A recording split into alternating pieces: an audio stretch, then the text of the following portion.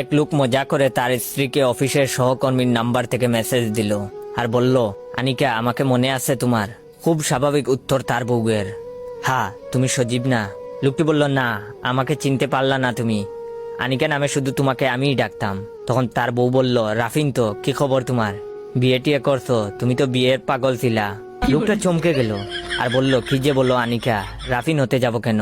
তুমি আমাদের মুহূর্তগুলো ভুলে গেলে? আমরা কক্সবাজার গিয়েছিলাম, মনে নাই? তখন তার বউ বলল, আগে বললেই পারতে, তুমি নাহিত তো, তোমার নাক ডাকার অভ্যাসটা গেছে।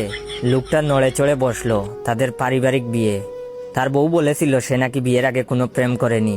তারপর লোকটি তার বউকে আবারও পরীক্ষা করার জন্য বলল, আমি নেশাখোর সেই ছেলেটা, সিগারেট ছাড়া যার এক মুহূর্ত চলে না। এবার বললো, চিনতে পারছো কিনা? তখন তার বউ বলল, আরে শুভ, তুমি গাঞ্জা খাওয়া ছেড়ে দিছো? হোটেলের ভিতরে তুমি যেভাবে গাঞ্জা খেয়েছিলে, উফ, আমার মনে হলেই গায়ের লোম দাঁড়িয়ে যায়। লোকটা তার বউয়ের মুখে এসব কথা শুনে একটা সিগারেট ধরালো, গরম চা নিজের মাথায় ঢেলে শান্ত হওয়ার চেষ্টা অব্যাহত রাখলো। তারপর লোকটা বলল, খুব কষ্ট পেলাম আনিকা, তোমাকে সব সময় নামি দামি মেকআপ বক্স উপহার দিতাম, কেনাকাটা করে দিতাম প্রতি সপ্তাহে। তখন তার বউ বলল, মনে পড়েছে আসিফ, তুমি এখনো কেমন যেন রয়ে গেছো। কি অবস্থা তোমার, বিয়ে করছো? লোকটা চোখের পানি ধরে রাখতে পারলো না, কান্নায় ভেঙে পড়লো।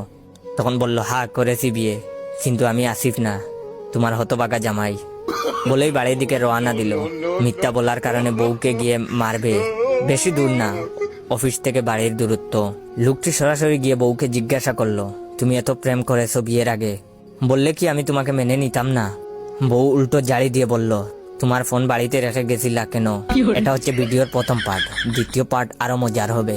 যদি দ্বিতীয় পার্ট দেখতে চান তাহলে বেশি বেশি করে লাইক